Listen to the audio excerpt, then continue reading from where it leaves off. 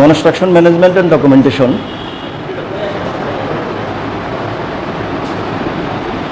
এটা আসলে আমাদের 4 বছর মেয়াদী সিভিল ডিপ্লোমা ইঞ্জিনিয়ারিংয়ের বিভিন্ন সাবজেক্টের সমন্বয়ে একটা সাবজেক্ট। একবারে শেষ পর্যায়ে এসে অর্থাৎ 7ম পর্বে আমরা পড়াচ্ছি এটা। তার আগে তোমরা 1ম পর্ব থেকে 2য় পর্ব, 3য় পর্ব, 4র্থ, 5ম, 6ষ্ঠ এই সমস্ত পর্বে তোমরা আমাদের বিভিন্ন সাবজেক্ট পড়েছো। সেগুলোর সমন্বয় ঘটিয়ে যেমন তোমরা কনস্ট্রাকশন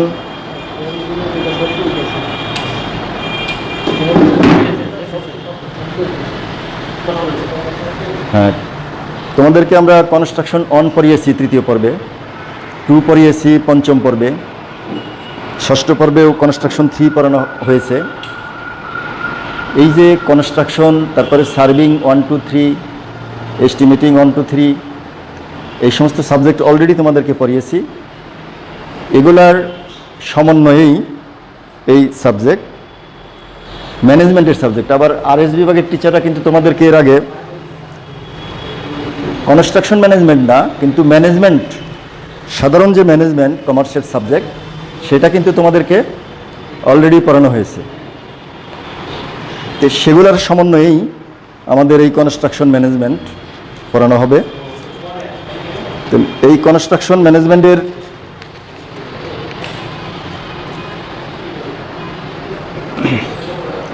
এই আধুনিক ব্যবস্থাপনার সংজ্ঞা অনেক মনীষীরাই দিয়ে গেছেন। তার মধ্যে হেনরি ফেওয়েলের যে সংজ্ঞা, সেটা হলো সর্বজন গৃহীত। অর্থাৎ ব্যবস্থাপনা হচ্ছে পূর্বানুমান, পরিকল্পনা, সংগঠন, নির্দেশনা, সমন্বয়করণ এবং নিয়ন্ত্রণের সমষ্টি। আবার আর.সি. ডেভিস বলছেন যে নির্বাহী নেতৃত্বের কার্যই হলো ব্যবস্থাপনা। আবার ইএফএল ব্রিস বলেছেন যে কার্য সম্পন্ন হলো কিনা এবং দক্ষতার সাথে সেটা সম্পন্ন হলো কিনা তা পর্যবেক্ষণ করার সাথে ব্যবস্থাপনা সম্পৃক্ত। আবার প্রখ্যাত লেখক এল.এ. অ্যালেন বলেছেন যে ব্যবস্থাপক যা করেন তাই ব্যবস্থাপনা। তো এই যে বিভিন্ন মনীষীদের সংজ্ঞা আমরা তোমাদেরকে শোনাইলাম, এর মধ্যে সবচেয়ে ছোট এবং সহজ যে একজন ব্যবস্থাপক যা করেন সেটাই হলো ব্যবস্থাপনা। তো এই যে ব্যবস্থাপনার সংজ্ঞাটা 1 মার্কে ক বিভাগে, আমাদের তো জানো তোমরা যে ক, খ, গ 3 ধরনের প্রশ্ন হয়। ক বিভাগে একটা প্রশ্নের জন্য 1 মার্ক বা 2 মার্কে, খ বিভাগের একটা প্রশ্নের জন্য 2 বা 3 এরকম থাকে, আর গ বিভাগের প্রশ্নের জন্য 5 6 বা কোনো কোনো বড় সাবজেক্ট হলে 10ও থাকে। তো সেই হিসাবে কনস্ট্রাকশন ম্যানেজমেন্ট কাকে বলে বা শুধু ম্যানেজমেন্ট কাকে বলে, এই সংজ্ঞাটা তোমার ক বিভাগের প্রশ্নে পাবা। আশা করছি এই সংজ্ঞা তোমরা বুঝতে পেরেছো।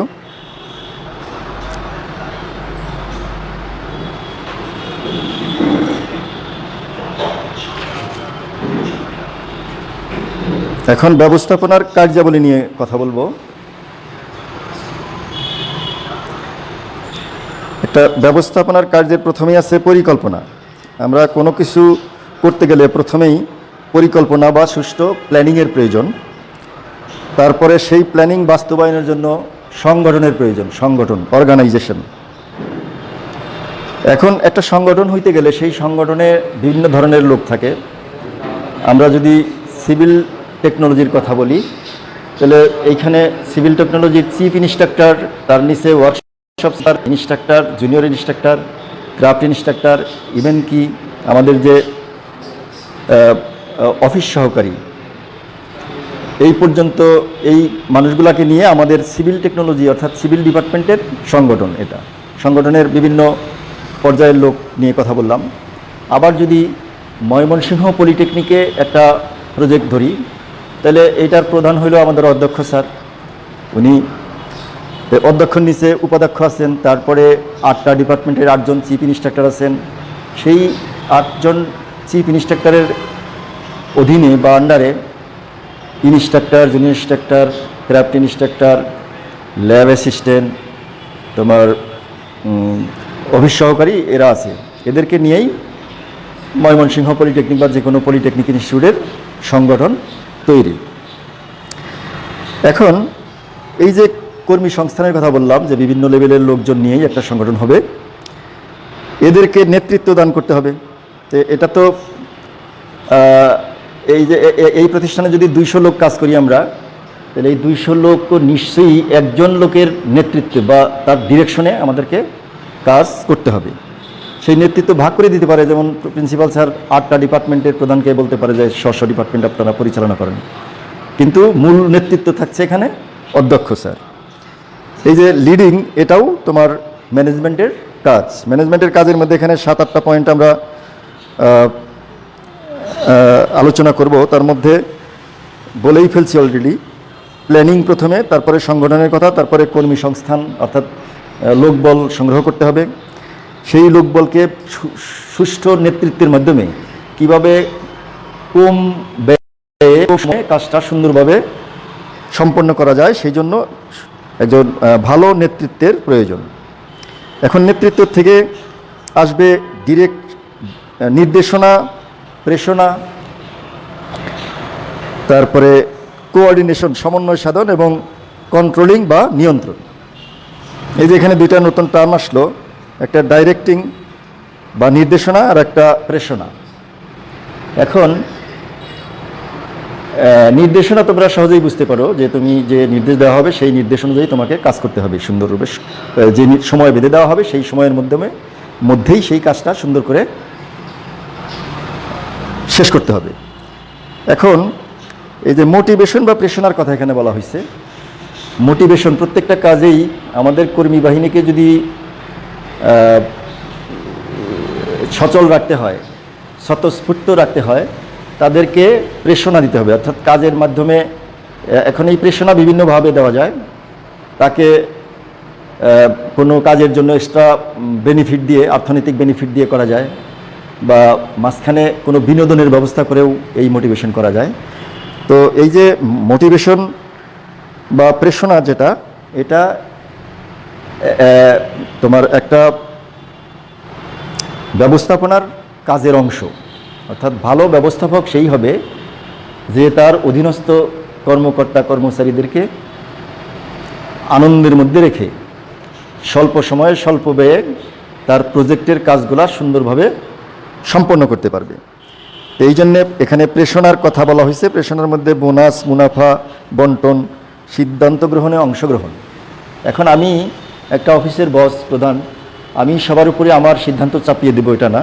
অনেক সময় দেখা যাবে আমার সাবঅর্ডিনেট যারা আমার অধীনে কাজ করবে, তাদের অনেক সিদ্ধান্তও আমাদের এই প্রজেক্ট বাস্তবায়নের জন্য ভালো হতে পারে। সেই ক্ষেত্রে তাদেরকেও অংশগ্রহণ, অর্থাৎ এই সিদ্ধান্ত গ্রহণে অংশগ্রহণের জন্য সুযোগ দিতে হবে। তাইলেই একটা ভালো ব্যবস্থাপক হওয়া যাবে। এখানে কন্ট্রোলিং এবং কোঅর্ডিনেশনের কথা বলা আছে। এই যে একটা প্রজেক্টে, এটা রাস্তার প্রজেক্ট হইতে পারে, বিল্ডিংয়ের প্রজেক্ট হইতে পারে, বা একটা শিক্ষা প্রতিষ্ঠানও হইতে পারে, বা একটা ব্যাংকের কাজ হইতে পারে। প্রত্যেক জায়গায় কিন্তু একজন ম্যানেজারের দায়িত্ব পালন করে। সেই ম্যানেজার তার আন্ডারে যত ধরনের লোকবল আছে, জনগণ আছে, তাদেরকে সমন্বিত করে, মানে কাজ ভাগ করে দিবে, সময় ভাগ করে দিবে, এবং প্রত্যেকটা কাজ সুন্দরভাবে হওয়ার জন্য অবশ্যই সমন্বয় থাকতে হবে। ভালো সমন্বয় যদি, এই যে কাজের বিভিন্ন লোকজন যারা কাজ করবে একটা সংগঠনে, সবাই যদি সমন্বিত না থাকে, বিশৃঙ্খল থাকে, সুশৃঙ্খল না হয়ে যদি সেটা ডিসিপ্লিন না হয়ে যদি ইনডিসিপ্লিন ওয়েতে কাজ করে, তাহলে সেই কাজটার কোয়ালিটি কন্ট্রোল করা যাবে না, বা সঠিক সময়ে সেটা শেষও করা যাবে না। আর একটা আছে নিয়ন্ত্রণ পাওয়ার। এই যে পরিকল্পনা অনুযায়ী প্রতিষ্ঠানের কার্যাদি সম্পন্ন হয়েছে কিনা, তা পরিমাণ বিচ্যুতি ঘটলে তার কারণ নির্ণয় এবং বিশ্লেষণ, প্রয়োজনীয় সংশোধনী ব্যবস্থা গ্রহণের প্রক্রিয়াকে নিয়ন্ত্রণ বলে।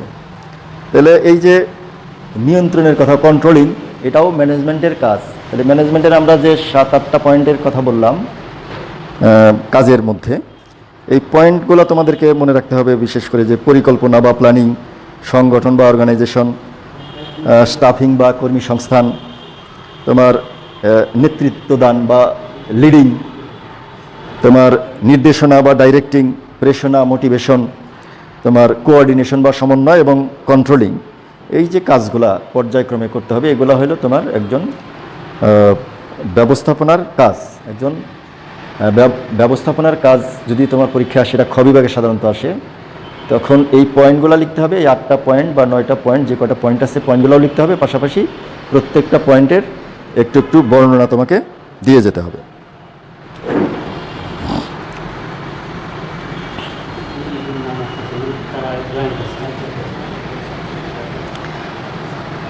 এখন আসি নির্মাণ ব্যবস্থাপনা কাকে বলে। এখন সাধারণ ব্যবস্থাপনার সাথে নির্মাণ ব্যবস্থাপনার একটু পার্থক্য আছে। নির্মাণ ব্যবস্থাপনা হলো এমন এক ধরনের কলাকৌশল যা দ্বারা নির্ধারিত নির্মাণ কাজ বা নির্মাণ প্রকল্প সুষ্ঠু এবং সুন্দরভাবে নিয়মতান্ত্রিক উপায়ে সম্পন্ন করার উদ্দেশ্যে নির্দিষ্ট সময়ের মধ্যে প্রাপ্ত জনশক্তি এবং নির্মাণ সামগ্রীর সর্বোচ্চ সদ্ব্যবহার, আধুনিক নির্মাণ পদ্ধতি প্রয়োগের মাধ্যমে নির্মাণ কাজ বা প্রকল্প কাজ বাস্তবায়ন করাকেই নির্মাণ ব্যবস্থাপনা বলে। তাহলে একটা অফিস ব্যবস্থাপনা, একটা ব্যাংকের ব্যবস্থাপনার সাথে আমাদের নির্মাণ ব্যবস্থাপনার পার্থক্য আছে। কী পার্থক্য?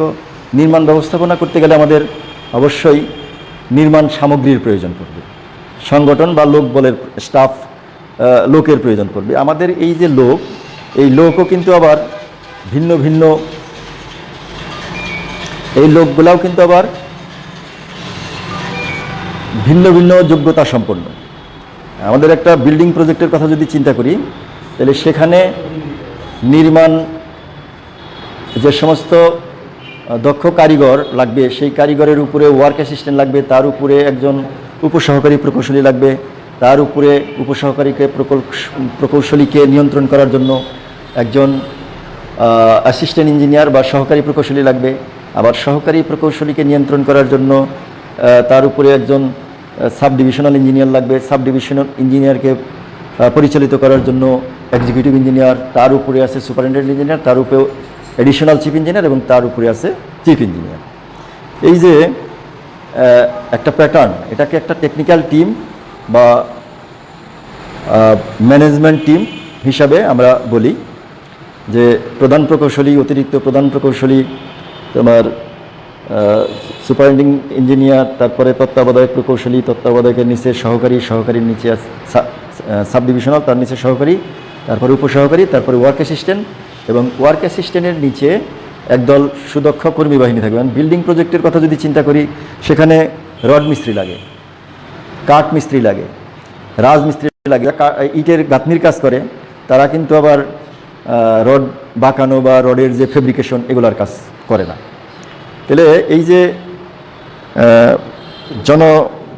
স্টাফিং যেটা, যে জনগণ, আমাদের কর্মী বাহিনী যেটা, সেই কর্মী বাহিনীর মধ্যেও কিন্তু অনেক ডিভিশন আছে, দক্ষ আছে, আবার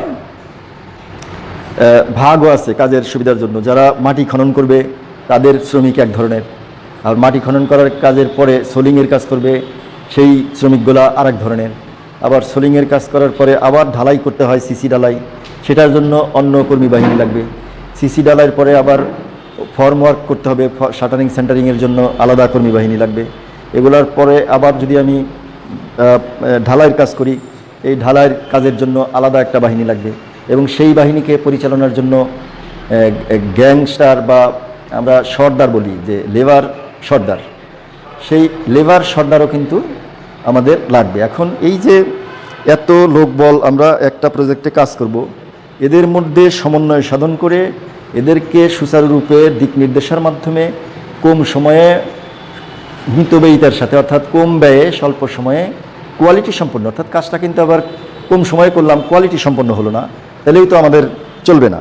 আমাদের কাজকে তো অবশ্যই কোয়ালিটি সম্পন্ন করতে হবে। এটা হইল তোমার নির্মাণ ব্যবস্থাপনার কাজ, বা সাধারণ ব্যবস্থাপনার থেকে নির্মাণ ব্যবস্থাপনার এটা পার্থক্য। এখন আসে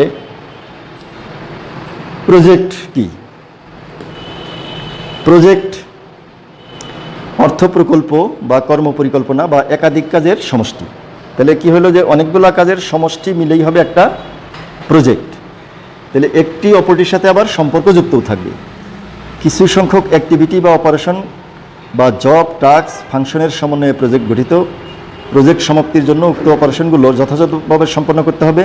প্রতিটি প্রজেক্টের একটি সুনির্দিষ্ট উদ্দেশ্য থাকে। এখন প্রজেক্টের মূল উপাদান হলো দুইটা, একটা ম্যাটেরিয়াল আর একটা ম্যান পাওয়ার। আমি আগেই আলোচনা করছি যে আমাদের নির্মাণ প্রজেক্টে বা নির্মাণ ব্যবস্থাপনার সাথে সাধারণ ব্যবস্থার যে পার্থক্য, সেটা হলো সাধারণ ব্যবস্থাপনার মধ্যে নির্মাণ সামগ্রী বা ম্যাটেরিয়ালসের কোনো প্রয়োজন হয়তো কোনো প্রজেক্টে নাও থাকতে পারে, কিন্তু নির্মাণ প্রজেক্টে অবশ্যই নির্মাণ সামগ্রী অর্থাৎ ইঞ্জিনিয়ারিং ম্যাটেরিয়ালসের প্রয়োজন। এখানেই দেখো প্রজেক্টের দুইটা মেইন উপাদানের মধ্যে একটা বলছে ম্যাটেরিয়াল, মানে ইঞ্জিনিয়ারিং ম্যাটেরিয়াল, ইট কাঠ পাথর মাটি বালি রড এগুলাকে বলতেছি। আর ম্যান পাওয়ারের জায়গায় আমরা বলতেছি architect, DSC engineer, executive engineer, work assistant, দক্ষ শ্রমিক, ফোরম্যান, তোমার লেবারের সর্দার, বিভিন্ন ধরনের লেবার, দক্ষ এদেরকে বলতেছি আমরা ম্যান পাওয়ার। এখন প্রজেক্ট যত ছোট বা যত বড়ই হোক, এই প্রজেক্টের উদ্দেশ্য তিনটা। একটা, স্বল্প সময়ে নির্দিষ্ট সময়ে প্রজেক্ট সমাপ্ত করা, আর কালক্ষেপণ ছাড়াই মিতব্যয়িতার সাথে অর্থাৎ ইকোনমিক্যালি গ্রহণযোগ্য জনশক্তি এবং নির্মাণ সামগ্রী দ্বারা প্রজেক্ট কাজ সম্পাদন করা, আর 3 নম্বর হলো স্বল্প মূলধনের সাহায্যে প্রজেক্ট সম্পাদন করা। তাহলে ইকোনমিক হবে, লংজিবিলিটি হবে এবং সেই ক্ষেত্রে সময়ও কম লাগবে। আমরা জানি একটা প্রজেক্ট যত দীর্ঘায়িত হবে, সময় নির্ধারণ করলো পদ্মা সেতুর জন্য 5 বছর, সেটা 5 বছর না হয়ে যদি 10 বছরে হয়, তাহলে নির্মাণ ব্যয় ধাপে ধাপে কি বেড়ে যাবে। ওইরকম একটা বিল্ডিংও যদি আমরা প্রজেক্ট ম্যানেজমেন্ট করে বিভিন্ন টেকনিক্যাল শিডিউলিংয়ের মাধ্যমে, সিপিএম পার্টের মাধ্যমে যদি আমরা একটা সময় নির্ধারণ করি যে আমরা 5 তলা বিল্ডিং 5 মাসে 5টা ছাদ ঢালাই দেবো, বা সেখানে আরও 2 মাস বাড়িয়ে নিয়ে নিলাম 7 মাসে। এখন এই 7 মাসে যদি 5 তলা বিল্ডিংয়ের মূল ফ্রেমটা দাঁড় করানো যায়, তাইলে যে খরচ হবে, আর এটাকে যদি তুমি 3 বছর 5 বছর ব্যাপী করো, তাহলে সেখানে খরচ বেড়ে যাবে, অর্থাৎ এই প্রজেক্টটা ইকোনমিক হবে না। নির্মাণ পরিকল্পনা কি? এই নির্মাণ পরিকল্পনা হলো কনস্ট্রাকশন অ্যাক্টিভিটিগুলোকে যথাযথভাবে যুক্তিসঙ্গত উপায়ে নির্দেশিত উপায়ে সম্পন্ন হতে হবে। একটা কাজের শুরু এবং শেষ নির্মাণের জন্য যথেষ্ট নয়, তাই প্রত্যেকটা নির্মাণ কাজের জন্য পরিকল্পনা খুবই গুরুত্বপূর্ণ। প্রতিটি কাজ ধারাবাহিকভাবে সম্পাদন করাই হইল প্ল্যানিং। তাহলে প্রতিটি কাজ, একটা প্রজেক্টের মধ্যে 10টা 15টা 20টা কাজও থাকতে পারে, এই কাজগুলোকে ধারাবাহিকভাবে সম্পন্ন করার নামই হইল পরিকল্পনা। এখন পরিকল্পনা কেন করব আমরা? অবজেক্ট অফ প্ল্যানিং, পরিকল্পনার উদ্দেশ্য আছে। এখানে এই বইতে 7টা উদ্দেশ্য বর্ণনা করছে। প্রয়োজনীয় মালামালের প্রকার এবং পরিমাণ নির্ণয় করা। তাহলে দেখো, এই পরিমাণ প্রকার নির্ণয় করতে হলে আমাদের এস্টিমেটিংয়ের প্রয়োজন। যে এস্টিমেটিং সম্পর্কে তোমাদের 3 সেমিস্টারে 3টা এস্টিমেটিং বা এস্টিমেটিং 1 বা এস্টিমেটিং 2তে আমরা এই ধারণা অলরেডি তোমাকে দিয়েছি। কারণ এস্টিমেটিং করতে গেলে কিন্তু আবার ড্রয়িংয়ের প্রয়োজন। ড্রয়িং ছাড়া তখন তুমি এস্টিমেট করতে পারবে না। একটা দরজায় কতটুকু কাঠ লাগবে, কতটুকু লোহা লাগবে বা অ্যাঙ্গেল বার লাগবে, হোল্ড ফাস্ট লাগবে, এগুলো জানতে হলে তোমাকে আগে ড্রয়িং জানতে হবে।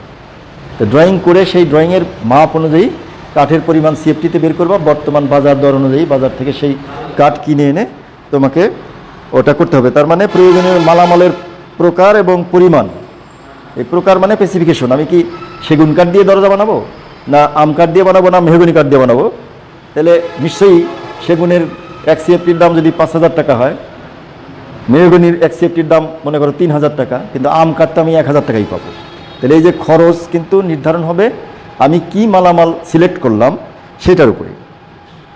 নির্দিষ্ট সময়ে মালামালের সহজপ্রাপ্যতা, এই যে সহজপ্রাপ্যতা কথা এখানে আসছে, যে এক এক অঞ্চলে এক এক ধরনের মাল ম্যাটেরিয়ালস সহজে পাওয়া যায়। যেটা সহজে পাওয়া যায় ওইটা তো কম দামে কিনতে পাওয়া যাবে। তাহলে ওই প্রজেক্টটা ইকোনমিক করতে গেলে লোকালি যে মালামাল পাওয়া যায় সেটাকেই আমরা সিলেকশন করব যদি কোয়ালিটি সম্পন্ন হয়। 3 নম্বর, নির্মাণ কাজ চলাকালীন সময়ে প্রয়োজনীয় যন্ত্রপাতির ব্যবহার। একটা প্রজেক্টে অনেক ধরনের, যেহেতু এটা নির্মাণ প্রজেক্ট, এই নির্মাণ প্রজেক্টে অনেক ধরনের ইকুইপমেন্ট যন্ত্রপাতির প্রয়োজন পড়ে। এখন এই যন্ত্রপাতি ভাড়া করে নিয়ে এসে করলে এক ধরনের খরচ পড়বে, আবার যদি যন্ত্রপাতি আমি সাইডের জন্য কিনে ফেলি তাহলে খরচ আবার বেড়ে যাবে।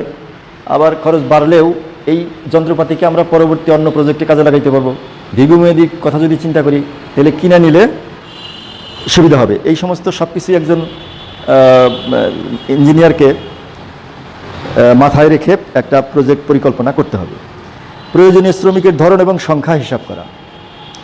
এখন আমি মাটি কাটবো একটা 4 তলা বাড়ির জন্য, মাটি কাটবো। এখানে হয়তো 15টা কলাম আছে, কলামের জন্য মাটি কাটতে কয়টা কামলা লাগবে, এটা তো আমাকে আগে একটা অভিজ্ঞতা থেকে নির্ণয় করতে হবে। যদি এটা নির্ণয় ঠিক মতো না করি তাহলে তো খরচ বেড়ে যাবে। আমার লাগবে মাটি কাটার জন্য 5 জন লোক, আমি যদি 10 জন লোক সেখানে নিয়োগ দিই তাহলে খরচ বেড়ে যাবে, এগুলো তো ইকোনমিক হবে না প্রজেক্ট।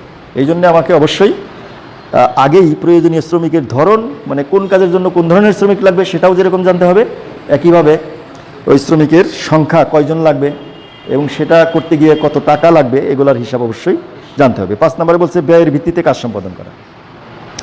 তাহলে এই যে শ্রমিক আমি নির্ধারণ করব, যদি আমি নির্ধারণ করতেই যদি অ্যাক্সেস নির্ধারণ করি তাহলে ব্যয় তো বেড়ে যাবে। এখানে কাজ শেষ করার প্রয়োজনীয় সময়ের হিসাব করা, যেটা আমি আগেই বললাম যে একটা প্রজেক্ট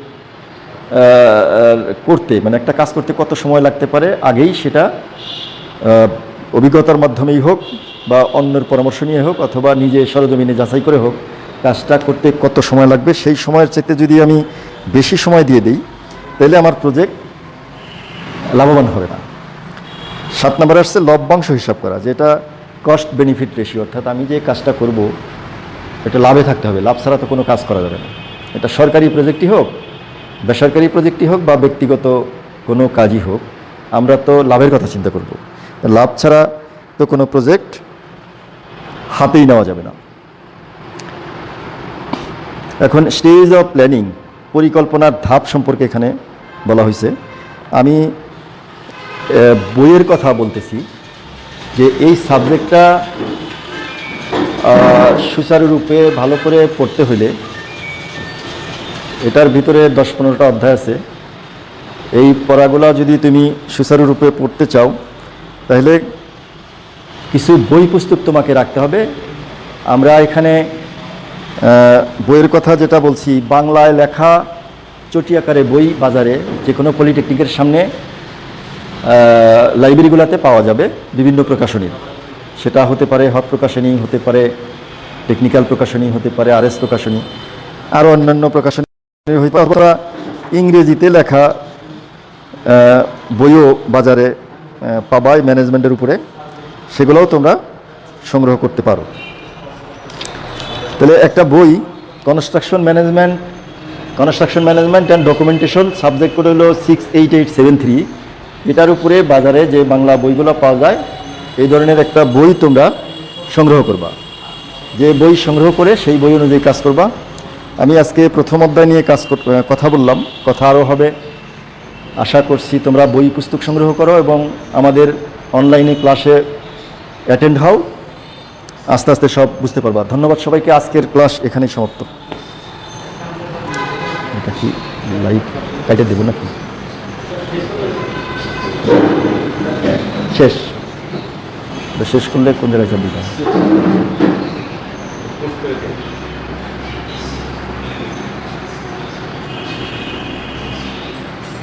ফিনিশ।